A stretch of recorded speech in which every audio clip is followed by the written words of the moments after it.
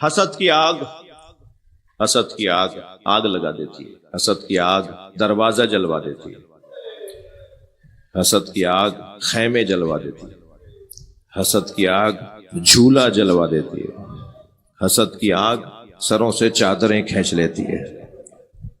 میں انتہائی عاجزانہ عارضانہ طالب علمانہ ہاتھ جوڑ کر اپنے محترم سننے والوں سے جو یہاں موجود ہیں یا جو اس ریکارڈ کو بعد میں سنیں گے، ان سے ہاتھ جوڑ کے کہہ رہا ہوں، اہل بیت کا چاہنے والا اس بیماری سے دور رہے جسے حسد کہتے ہیں۔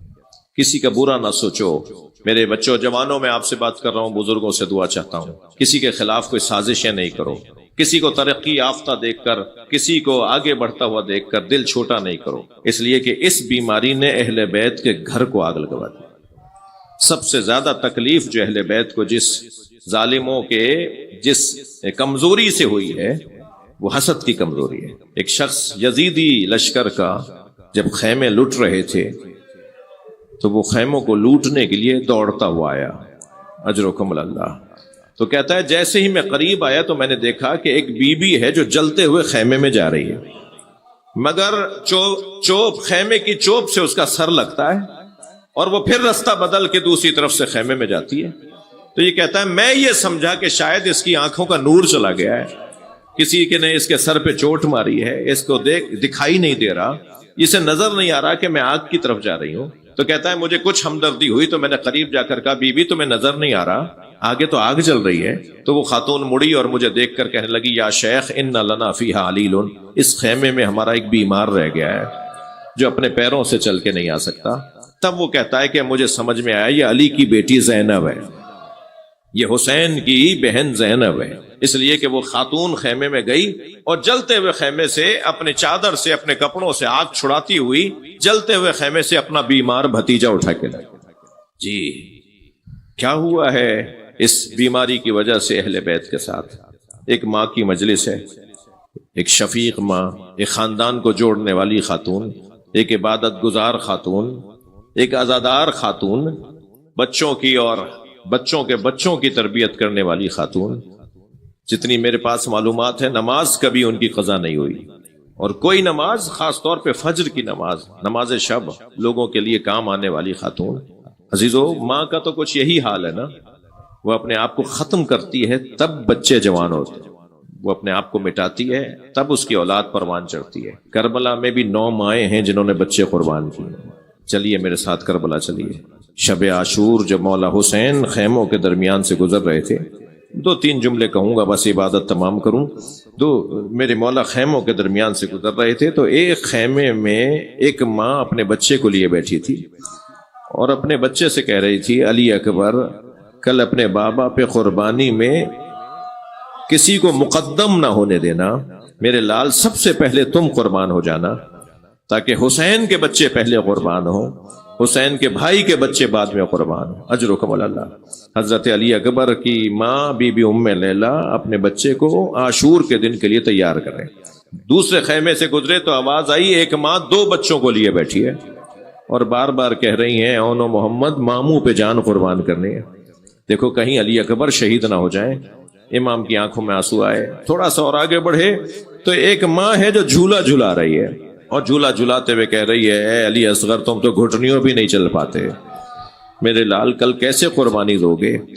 امام سے یہاں رہا نہیں گیا تو خیمے میں آ گئے اور امام نے آواز دے کر کہا رباب تیرا بچہ سب سے آگے ہوگا، کل میدان کربلا میں تمہارا بچہ اے رباب سب سے آگے قربانی دے گا، سب سے بڑی قربانی تمہارے اس 6 مہینے کے بچے کی ہوگی۔ اجرکم اللہ۔ ایک ماں اور ہے کہ جسے مادر وہب قلبی کہتے ہیں، کچھ مدت پہلے سابقہ ان کا جو خاندان ہے وہ مسیحی خاندان ہے، ان کے عزیز و قارب زیادہ تر مسیحی ہیں، یہ مسلمان ہوئی ہیں خاتون جناب زہرا کو خواب میں دیکھ کر، اور پھر جب کربلا سے گزر رہی تھیں اپنے بچے کی بارات لے کر تو امام حسین کے خیمے نظر آئے، پوچھا یہ خیمے کس کے ہیں؟ کہا یہ زہرا کے لال حسین کے خیمے ہیں۔ تو ایک مرتبہ آگے بڑھی اور کہا کہ میں تو سیدہ زہرا کی کنیز ہوں، حسین کی بہن زینب سے کہو کہ ہمیں قبول کر لیں۔ تو یہ اس قافلے کے اندر مل گئیں اور پھر یہ امام حسین کے ساتھ کربلا میں رہیں، یہاں تک کہ عاشور کا دن آ گیا اور پھر بار بار اپنے بیٹے سے کہہ رہی تھی چلے جاؤ کہیں ایسا نہ ہو زہرا کے بچے مارے جائیں۔ اور میرا بچہ بچ جائے. اور بار بار عبداللہ ابن وہب کلبی کو ان کی ماں بھیج دیتی تھی. اور ایک وقت ایسا آیا کہ جب اچھا امام لوٹا دیتے تھے, نہیں تم میرے مہمان ہو, تم میرے مہمان ہو, تم ماں کا سہارا ہو, ابھی تو تمہاری شادی ہوئی ہے, تمہاری تو ہاتھ سے بھی مہندی کا رنگ نہیں گیا, ابھی کچھ دن پہلے تو تم دولہا بنے تھے, واپس چلے جاؤ. اور یہ واپس چلے جاتے تھے. اب کی دفعہ ایسا ہوا کہ سامنے آ کے گردن جھکا کے کھڑا ہو گیا. عبداللہ ابن وہب کلبی کہتے ہیں مولا میری ماں کہتی ہیں اب میں خیمے میں نہیں آنے دوں گی, جاؤ حسین پہ جا کے قربان ہو جاؤ. امام نے فرمایا تمہاری زوجہ بھی تو ہیں. کہ میری زوجہ دروازے پہ کھڑی ہوتی ہیں اور کہتی ہیں میں وہ منظر کب دیکھوں گی جب میرا شوہر شہید ہوگا. ایک مرتبہ امام نے کیا دیکھا کہ یہ دونوں بیویاں گردن جھکائے مولا کے سامنے آ کے کھڑی ہو گئیں اور کہنے لگی مولا ہم کہہ رہے ہیں عبداللہ ابن وہب کلبی سے کہ جائیں جا کے قربان ہو جائیں. تو امام نے زوجہ وہب سے پوچھا بی بی تمہاری کوئی خواہش ہے, تم ایسا کیوں کرنا چاہ رہی ہو؟ تو انہوں نے کچھ دیر گفتگو کی جس میں 2 جملے یہ علامہ نقن صاحب نے بھی پڑھا ہے, علامہ ذیشان درجوادی نے بھی ان مصائب کو پڑھا ہے. وہ کہتے ہیں وہ فرماتے ہیں کہ زوجہ وہب نے کہا مولا میں اپنے شوہر سے آپ کے سامنے 2 باتیں کرنا چاہتی ہوں جس کی ضمانت آپ لیجئے.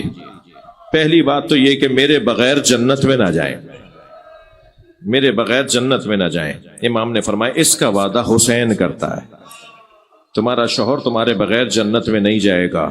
کربلا میں یہ خاتون واحد خاتون ہے, بعض روایات میں ایک اور خاتون ہے, 2 عورتیں ہیں بیویاں ہیں جن میں ایک یہ ہیں جو عاشور کے دن شہید ہوئی ہیں. کربلا میں سب مرد شہید ہوئے ہیں مگر کچھ بیویاں بھی شہید ہوئے ہیں, 2 بیویاں, ان میں سے ایک بیوی زوجہ وہب کلبی ہے. جب وہب کلبی کا سر وہ کاٹ رہا تھا نا تو یہ قریب جا کے بیٹھ گئی تھی کہ اپنے شوہر کو جنت میں جاتا ہوا دیکھیں گے.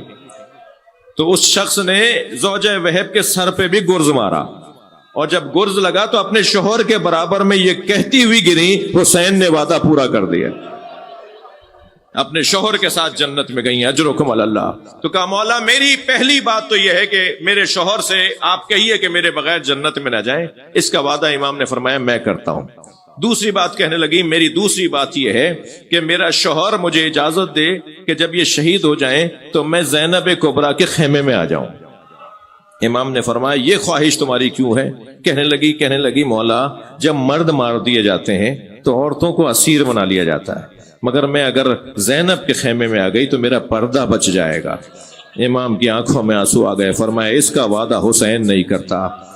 میں زوجہ وہب سے کہوں گا کاش تم 11 محرم کو ہوتی تو دیکھتی, زینب کبریٰ کے سر سے بھی چادر اترتی رہی, بی بی وا حجابہ کے نوحے بڑھتے رہے, کوئی نہ تھا جو یہ کہتا یہ نبی زادی ہے, یہ علی کی بیٹی ہے, یہ حسین کی بہن ہے. الا لعنت اللہ علی الظالمین.